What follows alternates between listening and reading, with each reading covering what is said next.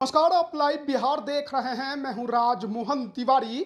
लोकसभा चुनाव की समाप्ति के बाद बिहार में रुपौली विधानसभा उपचुनाव की घोषणा निर्वाचन आयोग की तरफ से की गई। 14 जून से नामांकन की प्रक्रिया शुरू है, जो कि 21 जून तक चलेगी।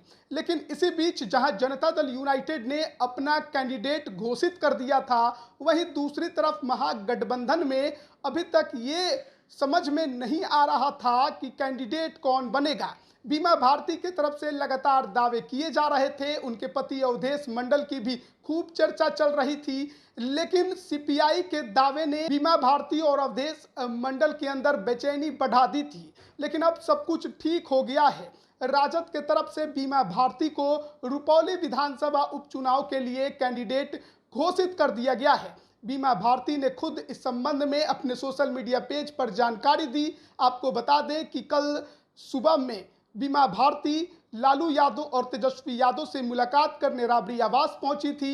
वहां से उनकी एक तस्वीर भी निकलकर सामने आई थी, जब राजद सुप्रीमो लालू प्रसाद यादव का पैर छूते बीमा भारती दिखाई दे रही थी, आशीर्वाद ले रही थी। वहीं दूसरी तरफ जब वो राबड़ी आवास से बाहर निकली, तभी उन्होंने कह दिया था कि वही रुपौली से उम्मीदवार होंगी। उन्हें हरी झंडी मिल चुकी है, शाम में उन्हें सिंबल भी मिल जाएगा।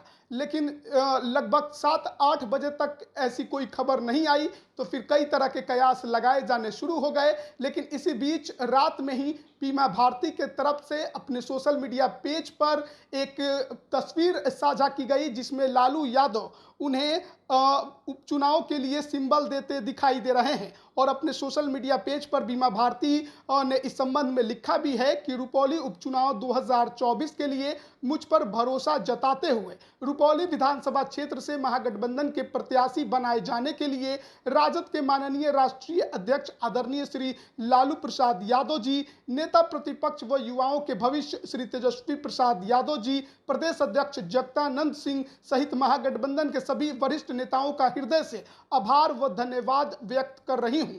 रुपौली के सभी प्रियजनों का भी आभार प्रकट करती हूं, क्योंकि आपके स्नेह और आशीर्वाद की बदौलत ही महागठबंधन ने मुझे एक बार फिर रुपौली से प्रत्याशी घोषित किया है। साथ ही मैं आप सभी विधानसभा क्षेत्र की जनता जनार्दन को वचन देती हूं कि अगर आप सभी भाइयों और बहनों का प्यार और आशीर्वाद मिला तो रुपौली में निश्चित ही विकास की बयार बहेगी। यानी कि इस उपचुनाव के लिए एक बार फिर से बीमा भारती उम्मीदवार बना दी गई हैं। राजद के तरफ से वो कैंडिडेट घोषित कर दी गई हैं। अब वहां पर जो लड़ाई है वो बड़ी ही दिलचस्प दिखाई दे रही है, क्योंकि एक तरफ जेडीयू ने कलाधर मंडल को कैंडिडेट बनाया है, वहीं दूसरी तरफ लोजपा छोड़ चुके पूर्व विधायक शंकर सिंह भी मैदान में उतरे हुए हैं। अब बीमा भारती भी आ चुकी हैं। ऐसे में देखना होगा कि मामला किसके पक्ष में जाता है। आपको मालूम होगा कि बीमा भारती इस सीट पर लंबे समय से विधायक रही हैं। पहले निर्दलीय जीता, फिर राजद के टिकट पर जीता, उसके बाद लगातार 3 टर्म से जदयू की विधायक थी।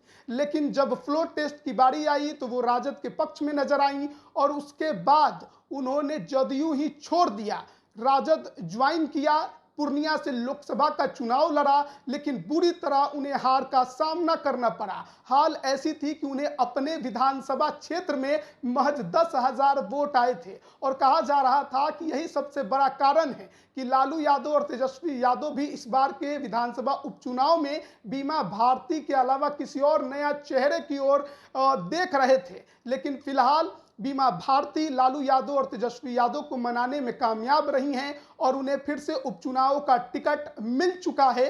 अब देखना है कि यहाँ पर जो त्रिकोणीय कोण बना है उसमें मामला किसके पक्ष में फिट बैठता है और पप्पू यादव जो कि अब इस क्षेत्र के सांसद हो गए हैं, वो कौन सा गुल खिलाते हैं, किसका समर्थन करते हैं। क्योंकि राजद के साथ, तेजस्वी के साथ जो उनकी अदावत है वो किसी से छिपी नहीं है, लेकिन कांग्रेस के साथ उनकी नजदीकियां भी काफी ज्यादा है। ऐसे में अगर पप्पू यादव जिसके समर्थन में रहेंगे, उसका भी जो पलड़ा है वो थोड़ा भारी इस क्षेत्र में जरूर दिखाई देगा। तो नामांकन की प्रक्रिया शुरू है, 21 जून तक चलेगी। 10 जुलाई को वोटिंग है और 13 जुलाई को रिजल्ट भी आ जाएंगे। बने रहिएगा हमारे साथ, तमाम अपडेट हम आप तक पहुंचा रहे हैं। आप सभी का बहुत बहुत धन्यवाद।